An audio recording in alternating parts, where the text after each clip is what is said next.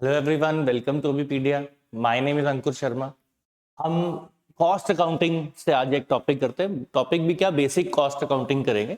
तो cost accounting पहले भी हमने रिवाइज किया है, अब दोबारा से कर लेते हैं। काफी टाइम हो गया है, अभी आपके पेपर की डेट भी जो है वो मोस्ट प्रॉब्ली होपफुली जल्दी से जल्दी आनी चाहिए, है ना। जनवरी में एक्सपेक्टेड है कि आ जाएगी। बहुत बच्चे मेरे से पूछते हैं कि भी हाँ कब आएगी कब आएगी, तो एक्सपेक्टेड है कि मोस्ट प्रॉब्ली जनवरी में आ जाए। उसके बारे में कुछ ना कुछ इन्फॉर्मेशन, या जनवरी एंड में हो भी जाए, you can't say, but we can hope for the best. तो अब कॉस्ट अकाउंटिंग का टॉपिक है हमारा। क्वेश्चंस आते हैं, मैंने बोला जो भी higher cost accounting is considered to be a higher level accounting. तो हायर लेवल अकाउंटिंग में से आपको हमेशा बेसिक क्वेश्चंस आएंगे, बहुत ज्यादा इन डेप्थ नहीं आएगा। तो इसमें जो सबसे बेसिक होता है वो कॉस्ट शीट होती है। तो कॉस्ट शीट हमने पहले भी रिवाइज की थी, अगर आपने वो लेक्चर्स देखे हैं तो अगर आप ये देखें, मतलब अब इससे जब यहाँ मैं क्वेश्चंस पूछूंगा तो आपको वो आने चाहिए, बिकॉज उन्हीं से रिलेटेड कुछ क्वेश्चंस होंगे जो टॉपिक हमने तब टच किए थे। तो मोस्ट प्रॉब्ली जो है आपको ये क्वेश्चंस जो हम करेंगे इनका पता होगा। और अगर आपने हमारा कोर्स नहीं लिया है तो ये जो आपका कोर्स है, कंप्लीट कोर्स आप ले सकते हैं, और इसके बारे में जो डिस्क्रिप्शन है उसमें आपको नंबर्स भी मिल जाएंगे, इंफॉर्मेशन भी मिल जाएगी। कुछ भी आप इसके बारे में पता करना चाहें तो कर सकते हैं। और अब पहला क्वेश्चन बहुत इजी है, स्टैंडर्ड सा क्वेश्चन है, ज्यादा मुश्किल है नहीं इसमें कुछ। What are the instrument tools related to cost accounting. अब कॉस्ट अकाउंटिंग का थोड़ा भी आपने बेसिक पता हो तो इसका आंसर तो आपको फटाफट से दे देना चाहिए। Marginal costing, standard costing, budget control या बजटरी कंट्रोल भी कहते हैं इसको, या ऑल ऑफ द अबव। इनमें से कौन सी जो टूल्स हैं वो हमारी कॉस्ट अकाउंटिंग में यूज होती हैं, आप आंसर करो। तब तक देखो, कॉस्ट अकाउंटिंग का मतलब होता है कॉस्ट के बेसिस के ऊपर आप अपना पूरा का पूरा अकाउंट्स को बेस करो। तो मतलब हम नॉर्मली जो हम प्रॉफिट्स निकालते हैं, कैसे निकालते हैं, सेल्स में से हम सारे खर्चे, एक्सपेंस को हम माइनस करते हैं, फिर प्रॉफिट निकालते हैं। लेकिन यहाँ हम उल्टा चलते हैं, जितने भी हमारे खर्चे होते हैं, छोटे खर्चे, बड़े खर्चे, डायरेक्ट इनडायरेक्ट, वो सब हम ऐड करते हैं। फिर जो कॉस्ट होती है, जो भी हमारी कॉस्ट बनती है, उसके ऊपर हम अपनी प्रॉफिट मार्जिन सेट करते हैं। तो ये ऐसे करके इसको हम करते हैं। अब वापस इस पे आ जाते हैं, आपका क्या है इसका आंसर, बहुत इजी है। All of these, marginal costing करने जाओ, स्टैंडर्ड कॉस्टिंग करना चाहो या बजटरी कंट्रोल करना चाहो, तीनों ही जो चीजें हैं, टेक्निक्स हैं, वो कॉस्ट अकाउंटिंग का ही पार्ट है। और कॉस्ट अकाउंटिंग बहुत वास्ट होती है। कॉस्ट अकाउंटिंग में बहुत ज्यादा आपको चीजें आनी चाहिए, ठीक है, बहुत ज्यादा इन डेप्थ रहती है, बहुत ज्यादा नॉलेज चाहिए होती है। अब सेकंड क्वेश्चन आपका, the following items are not taken into consideration while preparing cost sheet. Cost sheet मैंने आपको बताया ना, कॉस्ट को जोड़ करके सारे, स्टार्टिंग से कॉस्ट जो खर्चा होने लग जाता होता है हमारा, जब हम प्रोडक्ट बनाना स्टार्ट करते हैं तो स्टार्टिंग से जो खर्चा होता है उसको हम एडअप करते करते करते जो है फाइनल अपने टोटल खर्चे तक पहुंचते हैं।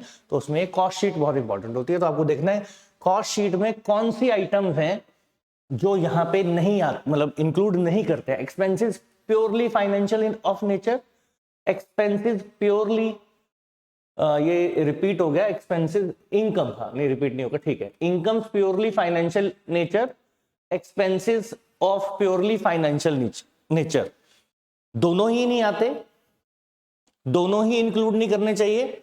या आप ये कह लो कि दोनों ही, जितने भी ऑप्शंस हैं ये नन ऑफ द अबव, ठीक है, सारी ऑप्शंस में से कोई भी ऑप्शन जो है वो ठीक नहीं है। कि कॉस्ट शीट की प्रिपरेशन के अंदर हम इनकम जो फाइनेंशियल नेचर की हैं उनको कंसिडर नहीं करेंगे, या एक्सपेंसेस को कंसिडर नहीं करेंगे, या दोनों को ही कंसिडर नहीं करेंगे, या ये सारी की सारी जो स्टेट ऑप्शन है इनमें से कोई भी आंसर नहीं है, ठीक है। तो अब इसका आंसर, कॉस्ट शीट अगर आपको मालूम है, cost sheet totally production based होती है। तो प्रोडक्शन बेस्ड होता है, तो जो फाइनेंशियल नेचर के एक्सपेंसेस हो, इनकम्स हो, उसका इसमें कोई काम नहीं होता। प्रोडक्ट को बनाने में जो खर्चे हुए बेचने में जो खर्चे हुए, एडमिनिस्ट्रेशन के खर्चे हुए, फैक्ट्री में खर्चे हुए, वो सब तो आते हैं, लेकिन जो है फाइनेंशियल नेचर का, चाहे वो एक्सपेंस हो चाहे वो इनकम हो, वो दोनों के दोनों ही हमें कॉस्ट शीट बनाते हुए कंसिडर नहीं करने हैं, ये आपने ध्यान रखना है। ठीक है जी, नेक्स्ट आपका क्वेश्चन पे चलते हैं। नेक्स्ट क्वेश्चन से, which of the following is true regarding treatment of scrap. Scrap हमें मालूम है, जब देखो प्रोडक्शन करते हैं तो बहुत सारा स्क्रैप वेस्ट मटेरियल बच जाता है, तो अब वो जो स्क्रैप बच जाता है उसका क्या कर सकते हैं, ये ट्रीटमेंट के बारे में, स्क्रैप की ट्रीटमेंट के बारे में कुछ बोला हुआ। जैसे बोला है, material scrap is required to be deducted from raw material consumed या डायरेक्ट मटेरियल से। Factory scrap is required to be deducted from direct material. Material scrap and factory scrap both are deducted from direct material, या none of the above. इनमें से कौन C option सही है, जरा देखो। स्क्रैप के बारे में, मटेरियल स्क्रैप के बारे में जो भी ट्रीटमेंट ऑफ स्क्रैप है, इसमें दो चीजें आपको दी हुई हैं ट्रीटमेंट ऑफ स्क्रैप में। एक तो दी हुई है आपको, बोला है कि मटेरियल स्क्रैप जो होता है, और एक बताया हुआ है फैक्ट्री स्क्रैप। इसके बारे में ही आपको चीजें बताई हुई हैं। देखो, आपको मालूम है, बताओ मुझे क्या आंसर हो सकता है इसका। नहीं मालूम है तो मैं बताता हूं आपको, ठीक है। कॉस्ट शीट से रिलेटेड देखो, ये जो स्टेटमेंट है, ये दोनों तो कभी भी एक जगह पे हो नहीं सकते, तो ये स्टेटमेंट तो रॉन्ग हो गई कि both are deducted from material scrap. ये वाली स्टेटमेंट तो आपकी ठीक नहीं है। अब क्या मुझे आप आंसर बता सकते हो? तो जो ये होता है, देखो, फैक्ट्री का स्क्रैप है, ये डायरेक्ट मटेरियल से हम डिडक्ट नहीं करते हैं, ये ध्यान रखना आपने। फैक्ट्री का स्क्रैप जो है उसको डायरेक्ट मटेरियल से हम जो है डिडक्ट नहीं करते हैं। इसको हम डिडक्ट कहां से करते हैं? इसको फैक्ट्री का जो टोटल ओवरहेड होता है, फैक्ट्री टोटल ओवरहेड, फैक्ट्री के टोटल खर्चे होते हैं, उसमें से माइनस करते हैं। तो ये स्टेटमेंट तो आपकी फॉल्स हो गई, और ये वाली स्टेटमेंट ट्रू है। जो मटेरियल का स्क्रैप बचता है वो रॉ मटेरियल कंज्यूम से, या आप कह सकते हैं डायरेक्ट मटेरियल में डिडक्ट किया जाता है। तो दिस स्टेटमेंट इज ट्रू। तो ध्यान से समझना, क्वेश्चन में क्या पूछा था, ट्रीटमेंट ऑफ स्क्रैप पूछी थी। दो तरह का स्क्रैप दिया था, मटेरियल स्क्रैप दिया था, फैक्ट्री स्क्रैप दिया था। अब ये दोनों ही तरह के स्क्रैप के बारे में स्टेटमेंट दी थी, ये मैंने आपको बता दिया। मटेरियल जो फैक्ट्री स्क्रैप होता है उसको कहां से फैक्ट्री स्क्रैप को टोटल फैक्ट्री ओवरहेड से लेस करते हैं, और जो मटेरियल स्क्रैप है उसको हम लेस करते हैं मटेरियल कंज्यूम से, रॉ मटेरियल कंज्यूम से।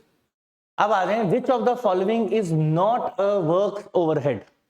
अब ये आपको बताना है कि कौन सा जो है वर्क्स ओवरहेड। अब आपको वर्क्स ओवरहेड मालूम है सबको क्या होता है?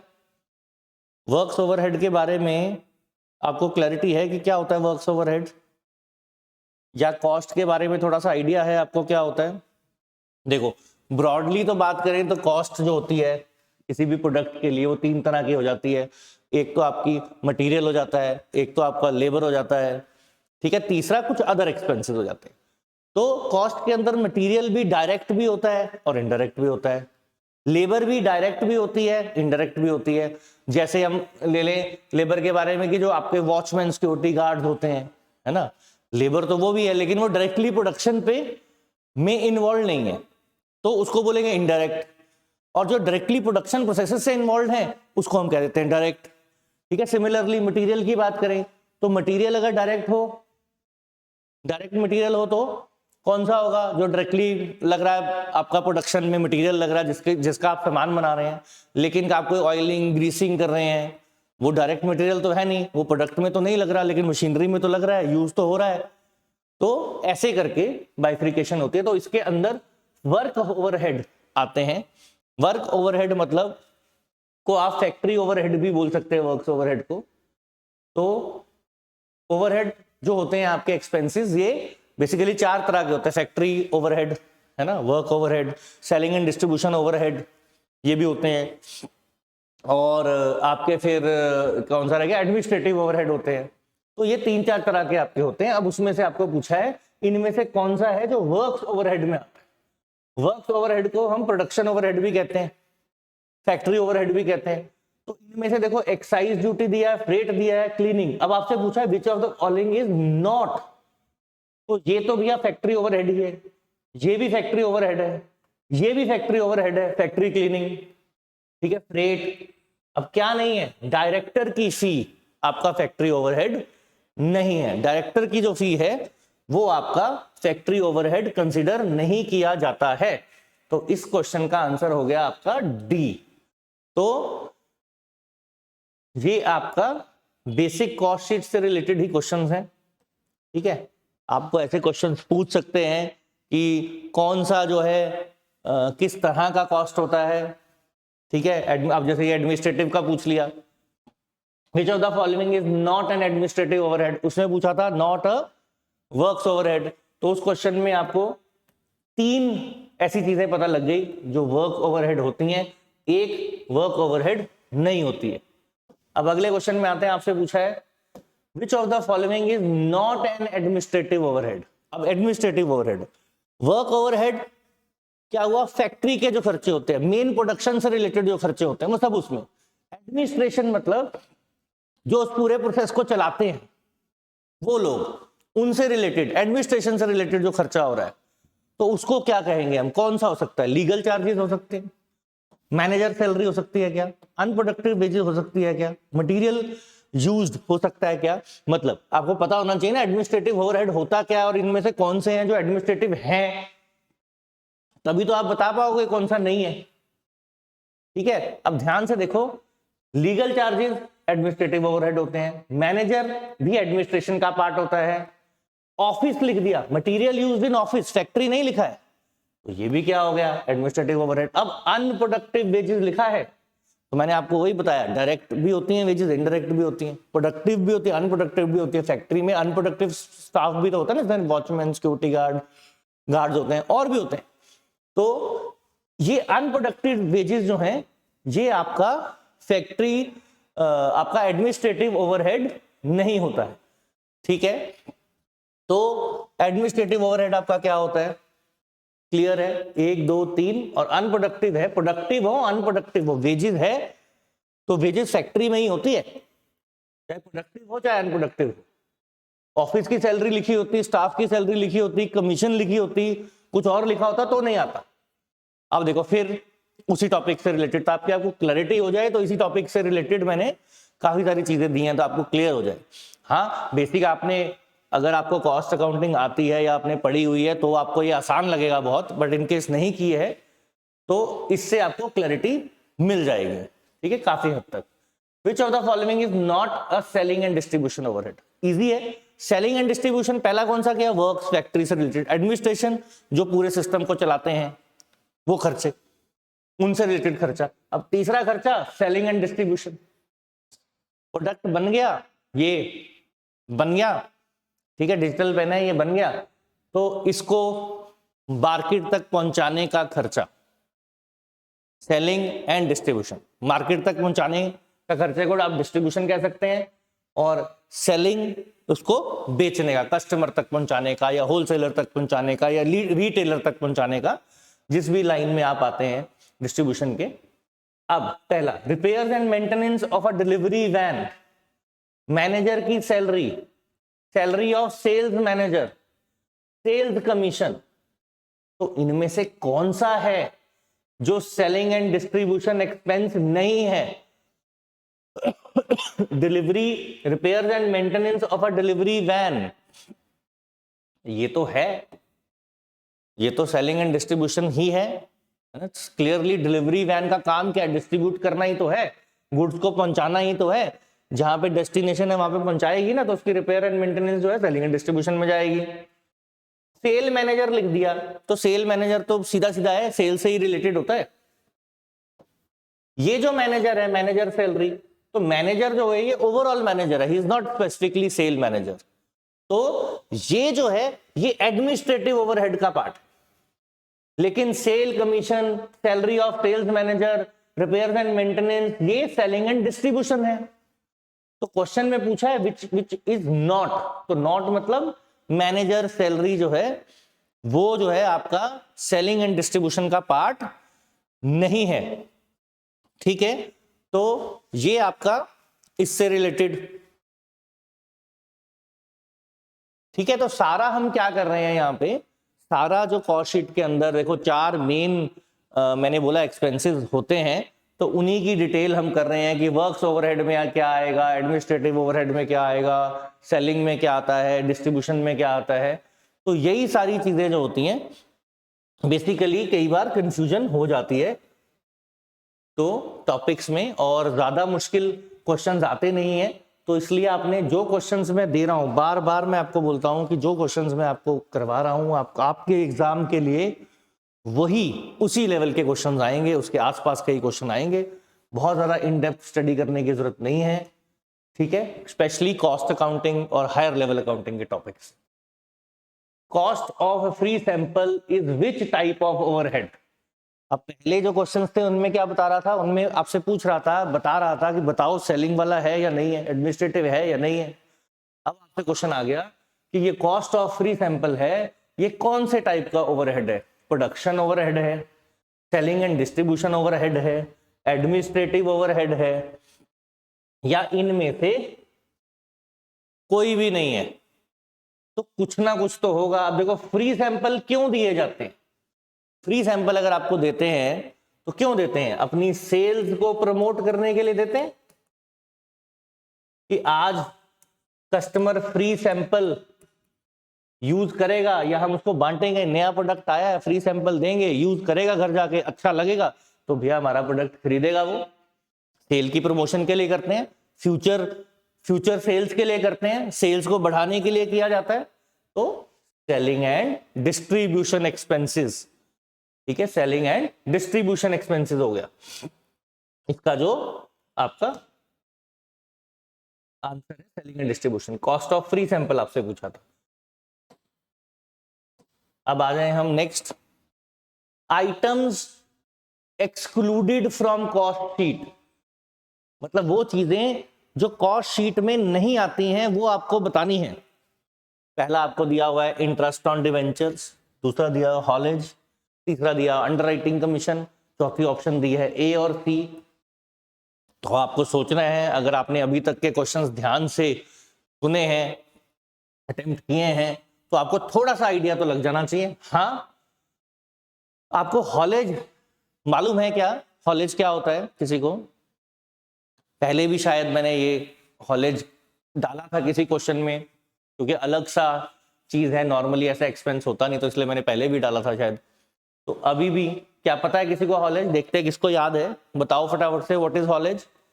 हॉलेज क्या होता है, अगर किसी भी चीज को बहुत फोर्स से खींचना हो, शिफ्ट करना हो, तो उसको हम कह सकते हैं कि वो क्या है, वहां पे जो कॉस्ट जो लगती है, उसके लिए जो खर्चा होता है, उस खर्चे को हम हॉलेज कह सकते हैं।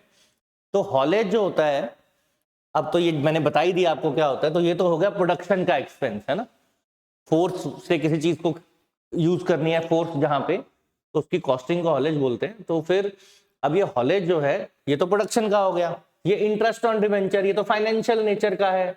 अंडरराइटिंग कमीशन, ये भी फाइनेंशियल नेचर की है, ठीक है। तो आंसर तो आपको पता लग ही गया होगा कि जो फाइनेंशियल नेचर के एक्सपेंसेस हैं वो तो आते नहीं है। हमने किया था शुरू में ही कि जो भी फाइनेंशियल नेचर के एक्सपेंसेस हों, चाहे इनकम हो, वो हमें यहाँ पे लेने नहीं होते हैं कॉस्ट शीट के अंदर। तो ए एंड सी जो है ये आपका राइट आंसर बनेगा। तो अभी तक जितने क्वेश्चंस किए वो कॉस्ट शीट से रिलेटेड टॉपिक है हमारा, उससे ही किए हमने सारे, है ना। आई होप आपको क्लैरिटी मिल रही होगी। और मेनली तो क्या है, कॉस्ट शीट में ऐसे ऐसे क्वेश्चंस आने के आपके चांसेस हैं जिसमें आपसे पूछ लेंगे कौन सी इंक्लूड होती है, कौन सी नहीं इंक्लूड होती है।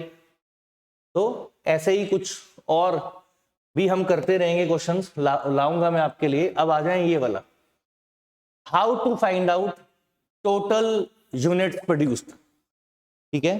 तो क्वेश्चन में कैसे आप निकालेंगे कि टोटल यूनिट्स प्रोड्यूस जो हैं वो कितने हैं, ठीक है। अगर आपको किसी क्वेश्चन में निकालने पड़े तो टोटल यूनिट प्रोड्यूस कैसे निकालेंगे, 3-4 फॉर्मूले दिए हैं, फटाफट से देखो और मुझे बताओ कि इनमें से कौन सा आपका आंसर हो सकता है, या इनमें से अगर कोई भी नहीं होता तो फिर ये वाला आंसर बनता है। तो आपने मेरे को बताना है कि इसमें से कौन सी चीज जो है वो, कौन सा जो आंसर है वो सही है। तो बताओ, देखो जरा फॉर्मूला को, फिर मैं आपको बताता हूं कैसे होगा ये। देखो ये फॉर्मूला देखते हैं पहले, sale minus opening stock minus purchases plus closing stock. ऐसा फॉर्मूला तो होता ही नहीं है। एक होती है कॉग्स, कॉग्स का फॉर्मूला होता है, अगर कॉग्स देखना हमने तो अगर इसको देखें तो सेल में से ओपनिंग स्टॉक माइनस किया, परचेज माइनस किया, क्लोजिंग स्टॉक ऐड किया, है ना। तो ट्रेडिंग अकाउंट के अंदर सेल्स यहां होती है, क्लोजिंग स्टॉक यहां होता है, परचेजेस यहां होती है और ओपनिंग स्टॉक भी यहां होती है डेबिट साइड में। पर इतना करने से आपको कुछ भी नहीं मिलता है ना। सेल्स में से अगर हम क्लोजिंग स्टॉक ऐड करें और ये दो चीजें माइनस करें तो इससे कोई भी हमारी कोई आइटम स्पेसिफाइड नहीं है जो हम करते हैं। हाँ, इसी में अगर हम डायरेक्ट एक्सपेंस भी माइनस कर देते, अगर इसी में सेल्स में से ये ऐड करो, जैसे ये ऐड हुआ है, ओपनिंग स्टॉक जो है माइनस कर दो, ये वाली सारी चीजें माइनस कर दो सेल्स में से और ये ऐड कर दो, तो हमारा जीपी आ जाता है। लेकिन यहाँ जीपी तो लिखा नहीं है, आपको तो पूछा है यूनिट्स कितने प्रोड्यूस हुए, है ना। तो यूनिट कितने प्रोड्यूस हुए हैं कैसे पता लगेगा, ये आपको बताना। तो लास्ट फॉर्मूला तो हो नहीं सकता, लास्ट फॉर्मूला वैसे भी कंप्लीट नहीं है। या एक होता है कॉग्स का, कॉग्स कहता है sales plus opening stock plus direct expenses minus closing stock.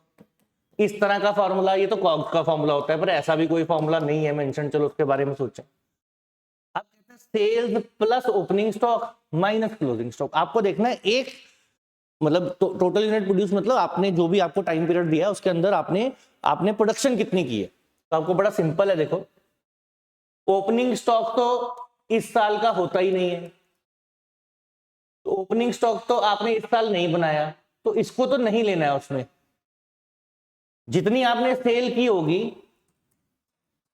उस सेल में ओपनिंग स्टॉक भी होगा, होगा कि नहीं होगा। और टोटल देखो जो प्रोडक्शन हुए, टोटल यूनिट्स जो प्रोड्यूस किया आपने, टोटल प्रोडक्शन किया आपने, उसके अंदर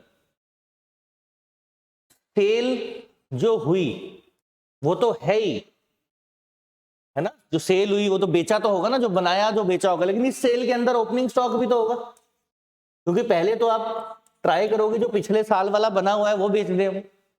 तो सेल में से पहले तो ओपनिंग स्टॉक माइनस कर दो जितनी आपने सेल की इस साल, और फिर हो सकता है कि जब जो आपने बनाए इस साल बनाए वो सारे के सारे ना बिके हों तो कुछ बच भी जाएगा। तो सेल में अगर आप क्लोजिंग स्टॉक ऐड करके ओपनिंग स्टॉक माइनस कर देते हो तो इस साल की प्रोडक्शन आ जाती है। सिंपल सा है, ठीक है क्वेश्चन, ठीक है। Sales plus opening stock minus closing stock नहीं होगा, ना ही ये होगा। बहुत सिंपल है, टोटल प्रोडक्शन होती है उस साल में जो हमने यूनिट्स बनाए। अब उस साल के यूनिट्स जो आपने बनाए कैसे आएंगे, सेल में से ओपनिंग स्टॉक जो कि पिछले साल बनाया था वो माइनस कर दो, और क्लोजिंग स्टॉक जो बचा होगा वो इस साल जो आपने प्रोडक्शन की उससे बचा होगा। तो सेल में से ओपनिंग स्टॉक माइनस कर दो, क्लोजिंग स्टॉक ऐड कर दो, तो इस साल की या जो भी टाइम पीरियड आपसे पूछा हुआ है उस टाइम पीरियड की टोटल यूनिट्स प्रोड्यूस जो हैं वो इसमें फिर वो आ जाएंगे आपके, ठीक है। तो ये आपका छोटा सा फॉर्मूला था। इसके साथ साथ मैंने आपको कॉग्स का और जीपी का भी फॉर्मूला आपको बता दिया, है ना। तो वो भी आप अब देखो, ये कॉस्ट शीट की कुछ चीजें होती है, prime cost, factory overheads, scrap, general expenses दी हुई है कुछ, और आपको पूछा है फैक्ट्री कॉस्ट निकाल दो। बहुत इजी क्वेश्चन है, बहुत बेसिक क्वेश्चन है, कुछ भी मुश्किल नहीं है। थोड़ा बहुत भी अगर आपने कॉस्ट शीट के बारे में या कॉस्ट अकाउंटिंग के बारे में पढ़ा हुआ है तो आप इसको बहुत इजीली आंसर कर सकते हैं। बताओ जरा क्या इसका आंसर हो सकता है, फटाफट से बताओ, करो कैलकुलेट, किसको आता है, लेट्स सी। ठीक है, बहुत ज्यादा मुश्किल नहीं है। ठीक है, आपको पूछा फैक्ट्री कॉस्ट कितनी है, तो प्राइम कॉस्ट जो है आपकी, प्राइम कॉस्ट आती है बिल्कुल डायरेक्ट मटेरियल लेबर को जब हम ऐड करते हैं, या हम जब नेक्स्ट करेंगे क्लास को इससे related prime cost work cost के जो फॉर्मूलाज होते हैं उससे रिलेटेड भी कुछ करेंगे। बट पहले मेरे को ये था कि आपको एक बार मैं आपको जो है वो बता, बेसिक जो चीजें हैं कि क्या क्या फैक्ट्री ओवरहेड में आता है, क्या आपका सेलिंग डिस्ट्रीब्यूशन में आता है, वो हम कर लें एक बार। तो अब प्राइम कॉस्ट के अंदर हमें क्या करना है, एक तो ये फैक्ट्री कॉस्ट जो है वो ऐड कर दो, प्लस कर फैक्ट्री कॉस्ट या फैक्ट्री ओवरहेड, और जो स्क्रैप है उसको आपको करना है माइनस। जर्नल एक्सपेंस का फैक्ट्री में कोई काम नहीं है, जर्नल एक्सपेंस का फैक्ट्री में कोई काम नहीं है। ठीक है, तो इन तीन चीजों को ट्रीट करना है। ये प्राइम कॉस्ट हुआ, प्राइम कॉस्ट मतलब बिल्कुल डायरेक्ट जो खर्चा होता है। उसके बाद ये फैक्ट्री ओवरहेड है, इसमें जोड़ दिए। ठीक है, और उसके बाद जो स्क्रैप वैल्यू थी वो माइनस कर दी, तो आपका आंसर जो है वो 48,000 आ जाएगा। ठीक है, कुछ कुछ आप ऐसे करके 30 प्लस, तो ये 48,000 आपका आंसर आ जाएगा। तो ये थे आपके कॉस्ट शीट से रिलेटेड क्वेश्चंस। ठीक है, आगे भी हम कुछ ना कुछ टॉपिक करते रहेंगे। You keep joining and learning with us. अब नेक्स्ट क्लास में फिर मिलते हैं। अभी के लिए थैंक यू वेरी मच।